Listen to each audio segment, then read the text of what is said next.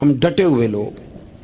سرکار نے فلاح انسانیت کے لیے جو دوسرا کام کیا نا، وہ لوگوں کو احساس دلایا ہے کہ اگر غلطی ہو جائے تو تم نے بندوں کے سامنے اپنے آپ کو کلیئر نہیں کرنا، تم نے تو رب کے سامنے اپنے آپ کو کلیئر کرنا، اللہ کے سامنے تم نے بچنا ہے کہ میرا گناہ معاف. اور حضور احساس پیدا کرتے تھے. بخاری شریف میں قبیلہ غامدیہ کی اس عورت کا تذکرہ موجود ہے جو خود آئی تھی، کوئی گرفتار کر کے نہیں لایا تھا، وہ از خود آئی. احساس پیدا ہو گیا نا گناہ کا. یہاں بہت ساری غلطیاں کر کے بھی لوگ جب اپنی بات کرتے ہیں تو کہتے ہیں کبھی یاد تو نہیں کسی کے ساتھ زیادتی کی ہو، یاد تو نہیں کبھی کسی کا. بھئی آپ نے اتنے بڑے ولی ہونے کا دعویٰ کر دیا. انسان تو انسان رہتا ہے. بڑے بڑے لوگ کہہ گئے کہ یا اللہ اگر انجانے میں بھی بھول گئے ہیں تو ہم سے درگزر فرما. لیکن جب ہم تیار ہی نہیں ماننے کو.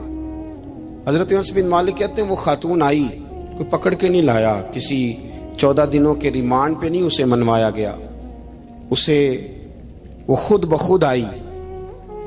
اور کریم محبوب علیہ السلام کے سامنے جب وہ کھڑی ہوئی تو اتنے درد سے میں نے کم لوگ روتے دیکھے ہیں جس درد سے وہ روئی. عرض کرنے لگی حضور میں غلطی کر بیٹھی ہوں، مجھ سے زنا ہو گیا، مجھے پاک کر دے. تو محبوب کریم علیہ السلام نے فرمایا تو کیسے ثابت کرے گی تو نے گناہ کیا؟ یعنی مجرم کو ثابت کرنا پڑ رہا ہے کہ میں گناہ گار. یہ وہ کمال ہے کہ انسانوں کو احساس ہونے لگے کہ یہاں ہم غلط ہیں. جب اعتراف جرم ہوتا ہے، جب بیماری کی تشخیص ہوتی ہے تو پھر اس کا علاج بھی ہو جاتا ہے. حضرت انس بن مالک کہتے ہیں وہ عرض کرنے لگی حضور میرے پیٹ میں ناجائز بچہ ہے. حضور نے فرمایا جا جب بچہ پیدا ہو تو پھر آنا. وہ 8 ماہ کے بعد آئی تو اس کی گود میں پھول سا بچہ تھا. حضور نے فرمایا واپس جا، جب روٹی کھانے لگ جائے تو پھر آنا. وہ 2 سال 2.25 سال دودھ پلاتی رہی. پھر جب آئی تو بچے کے ہاتھ میں روٹی کا ٹکڑا تھا. کریم محبوب صلی اللہ تعالی علیہ وسلم سے آ کے جب اس نے بات کی تو وہ درد سے روئی، کہنے لگی یا رسول اللہ 3 سال ہونے کو ہیں، میں نے گناہ کیا ہے، میں ساری رات سو نہیں پاتی. حضور تڑپتی اگر اس حال میں مر گئی تو اپنے رب کو کیا منہ دکھاؤں، مجھے پاک کر دے، میرے حال پہ رحم فرمائے.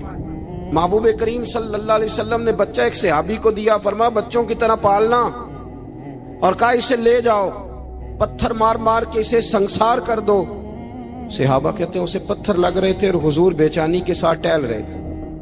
آ کے خبر دی حضور وہ تو وصال کر گئی، انتقال ہو گیا. فرمایا یہاں تک تو بات اس کی تھی. حضرت انس بن مالک کہتے اب محبوب کریم نے صحابیات سے فرمایا اسے غسل دو، کفن پہناؤ، جنازہ تیار ہو جائے تو مجھے خبر کرنا. حضرت انس بن مالک کہتے ہیں غسل ہوا، کفن ہوا، جنازہ تیار ہوا تو حیران ہم تب ہوئے جب میرے محبوب نے فرمایا صفے بناؤ میں خود جنازہ پڑھاؤں گا، میں خود جنازہ پڑھاؤں.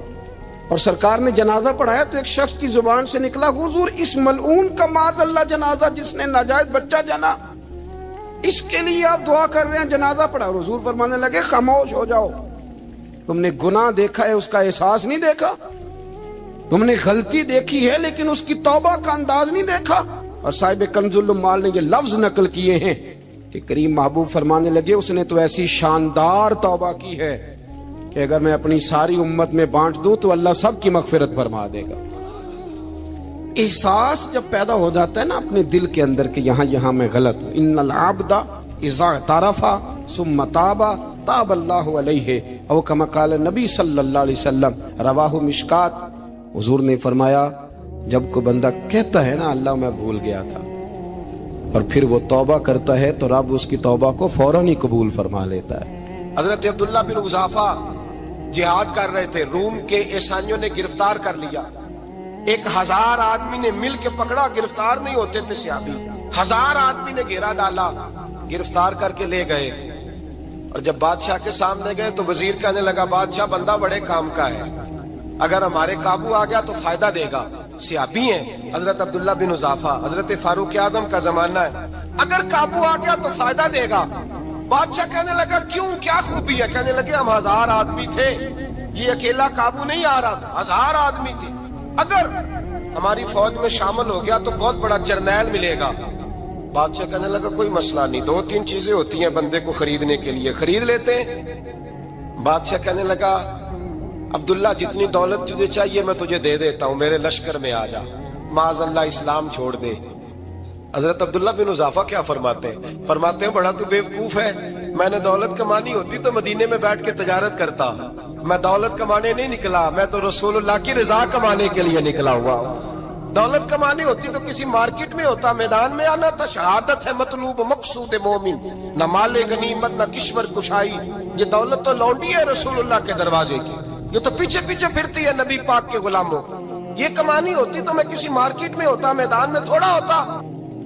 عبداللہ بن حذافہ سے دوسری چال چلی، کہنے لگے میاں عہدہ جو تجھے چاہیے، میں بادشاہ ہوں، میرے نیچے جو عہدہ تو کہے گا وہ تجھے مل جائے گا۔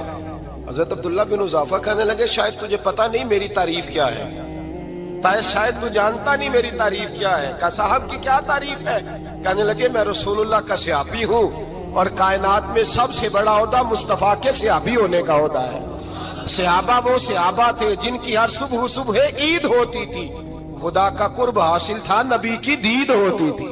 فرمایا میں نے حضور کے جلوے دیکھے ہوئے ہیں، مجھے عہدے کی ضرورت ہی نہیں، اور میں نے عہدہ لینا ہوتا تو میں سیاست کرتا، میں تو شہادت لینے نکلا ہوں میدان میں، عہدے کا میں نے کیا کرنا ہے۔ اب بادشاہ کہنے لگا اسے قتل کر دو، وزیر کہنے لگا نہیں ایک بات اور ہے، مجھے ایک چال اور چلنے دو۔ کہا وہ کیا؟ کہنے لگے میری بیٹی بڑی خوبصورت ہے، مجھے موقع دو اپنی ہی بیٹی کو سجا بنا کے، وہ جوان جس کی جوانی اتنی بڑی ہے کہ 1000 آدمی مقابلے میں کھڑا نہیں ہوتا، اس جوان کے کمرے میں رات کی تنہائی میں بنا سوار کے بی بی کو بھیجا۔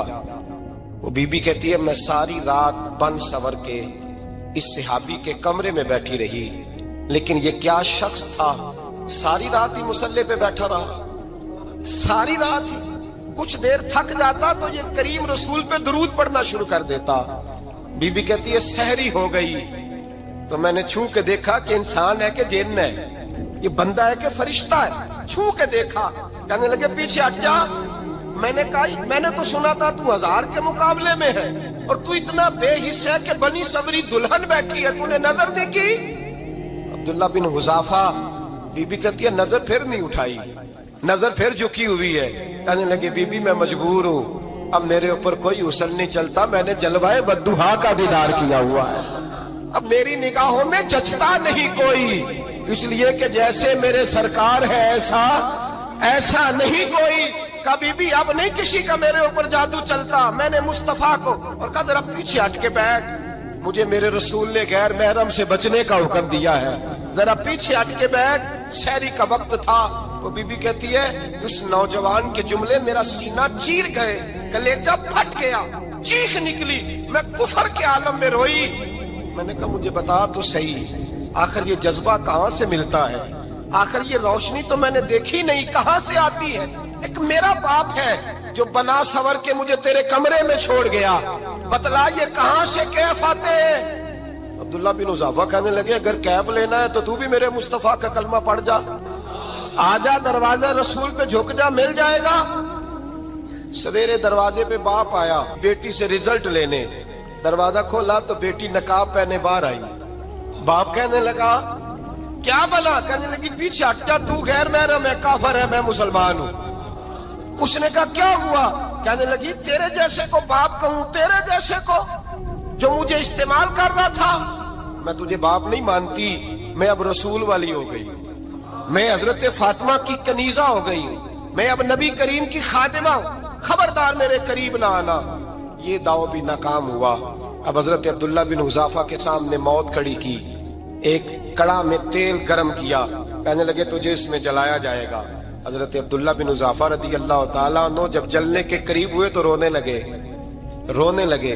روم کا بادشاہ کہنے لگا شاید ڈر گیا ہے، کہنے لگے اب سمجھ آئی ہے، اب تجھے پتا چلا ہے، چلا آ جا۔ حضرت عبداللہ بن حذافہ کہنے لگے تو کافر ہے، تیری کافروں والی سوچ ہے، اس لیے نہیں رویا کہ موت سے ڈر گیا ہوں، میں تو اس لیے رویا ہوں کہ ایک جان ہے، وہ نبی پاک پہ قربان ہو رہی ہے، کاش رب مجھے 1000 جان دیتا، میں ساری مصطفیٰ پہ قربان کر دیتا۔ ایک سنار نے گلی میں ایک یتیم چھوٹے سے بچے کو گھومتے دیکھا تو سنار بے اولاد تھا، بچے کو اٹھا کے گھر لے آیا، 18 سال اس بچے کی پرورش کی، اس کو پالا پوسا جوان کیا۔ سونار کے پاس وہ دکان پہ چلا جاتا، وہ کئی دفعہ دکان پہ رہتا، کئی دفعہ گھر میں رہتا۔ ایک دفعہ وہ دکان پہ تھا، بچہ گھر تھا، 18 سال کا جوان، اس کی بیوی اکیلی تھی۔ وہ جس نے ماں بن کے پالا تھا اس نے اسی پہ حملہ کر دیا، اس کا بازو بری نیت سے تھاما، بیوی چیخی۔ تھوڑی دیر گزری تو وہ نوجوان پیروں میں بیٹھ گیا، کہنے لگا اماں پتہ نہیں مجھے کیا ہوا۔ شام کو سونار آیا، بیوی چیخنے لگی، چلانے لگی، کہنے لگی آج عجیب بات ہوئی، جس کو میں نے جگر کا خون دے دے کے پالا اسی نے گندی نظر ڈالی۔ سونار محو حیرت ہے، بیوی کا خیال تھا کہ لاٹھ اٹھائے گا، ڈنڈا اٹھائے گا،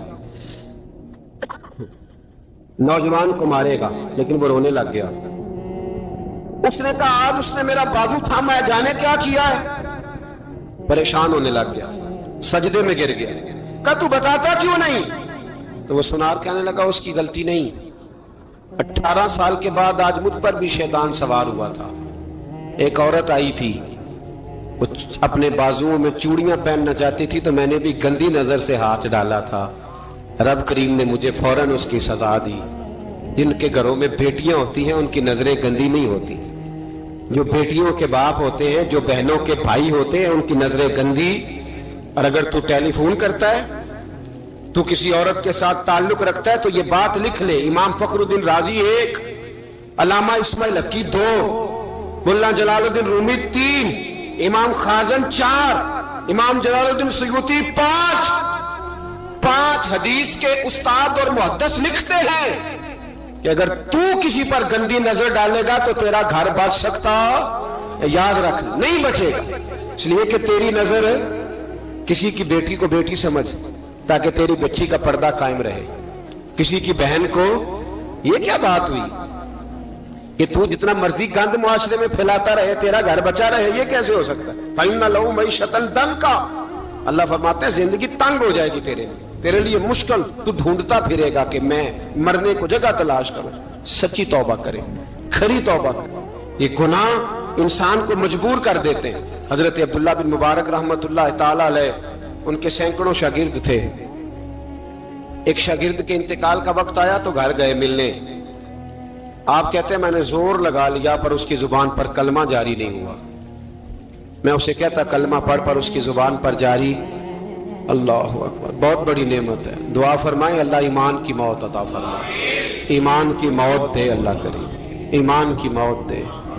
ایسے بھی لوگ دیکھے ہیں، مسجد نبوی ہے، رسول اللہ کا شہر ہے، سر سجدے میں ہے، روح پرواز کر گئی، روح پرواز۔ کتنا نصیبوں والا ہے، کتنا نصیبوں والا ہے کہ مسجد نبوی میں سر سجدے میں رکھا ہے اور اللہ تبارک و تعالیٰ نے محبوب کے قدموں میں موت عطا فرمائی۔ تو حضرت عبداللہ بن مبارک کہتے ہیں میں نے اس کو کہا کلمہ پڑھ تو اس کی زبان پہ جاری نہیں ہوتا۔ میں بار بار کہتا تو وہ منت کرتا، کہتا حضور میں کوشش کرتا ہوں جاری نہیں ہوتا۔ فرماتے میں پریشان ہو کے اٹھا، ابھی میں دروازے پہ پہنچا تھا، اس نے چیخ ماری اور روح پرواز کر گئی۔ بچے رونے لگے، بیوی رونے لگی، تو میں نے اس کی بیوی سے کہا کہ جرم کیا کرتا تھا، اتنا بڑا پاپی پہ کلمہ جاری نہیں ہوا۔ اس کی زوجہ کہنے لگی حضرت جی 2 گناہ تھے اس کے، ایک تو یہ شراب کا عادی تھا، روکتی تھی باز نہیں آتا تھا، اور دوسری بات یہ کہ یہ اپنی اماں کا نافرمان تھا، وہ 2 گلیاں چھوڑ کے رہتی ہے، یہ کبھی ملنے نہیں گیا تھا، اس بوڑھی کا کلیجہ اس کی طرف سے بڑی تکلیف میں تھا۔ تو حضرت عبداللہ بن مبارک کہنے لگے جا تو بھی دعا کر اور اس کی ماں کو بھی کہہ دعا کرے کہ یہاں تو یہ کلمہ نہیں اسے نصیب ہوا، اللہ کرے اللہ آخرت کی منزلیں اس کی بہتر فرما دے۔ یہ حدیث سنانے لگا ہوں، حدیث ہے، حدیث رسول ہے۔ جوان خاص کر کے ذرا میری بات پہ توجہ کریں اور بزرگ خاص کر توجہ کریں جنہوں نے تربیت کرنی ہے۔ سنیں، حضور کی بارگاہ میں ایک نوجوان آیا ہے، یہ سنگ میل ہے حدیث، اس کو یاد رکھنا۔ عرض کی حضور میں سارے گناہ چھوڑ سکتا ہوں، زنا نہیں چھوڑتا، حضور مجھے زنا کی اجازت ہونی چاہیے۔ میرے حبیب نے تھپکی دی، بٹھا لیا۔ میں کہتا ہوں حضور نے گناہگاروں کو معاشرے سے کاٹا نہیں، ان کی تربیت فرمائی ہے، ان کی تربیت فرمائی ہے، ان کو قریب فرمایا۔ میرے حبیب کریم صلی اللہ علیہ وسلم نے فرمایا ادھر آ بیٹھ جا، بیٹھ گئے۔ حضور نے فرمایا تو پسند کرتا ہے تیری ماں کے ساتھ کوئی بدکاری کرے؟ حضور نہیں، फरमाया तू पसंद करता है तेरी बेटी के साथ कोई बदकारी करे? या रसूलल्लाह मैं आंखें निकाल दूंगा। हुजूर ने फरमाया तू पसंद करता है तेरी बहन के साथ? हुजूर मैं काट डालूंगा वो हाथ जो मेरी बहन की तरफ उठेंगे। फरमाया तू पसंद करता है कि तेरी खाला फुफी ममानी की तरफ कोई ऐसी हरकत करे? हुजूर मैं काट के रख दूंगा उन लोगों को जो बात भी करेंगे। मेरे हबीब ने फरमाया अच्छा, जिसके साथ तू बदकारी की इजाजत मांग रहा है वो किसी की मां नहीं लगती, वो किसी की बहन नहीं लगती, और किसी की बेटी नहीं होगी? याद रखे मुल्ला जलालुद्दीन रूमी 1, इमाम गजाली 2, आला हजरत फाजले बरेलवी 3, बुजुर्ग मुतफिका तौर पर लिखते हैं, फरमाते हैं जो गंद के साथ दूसरे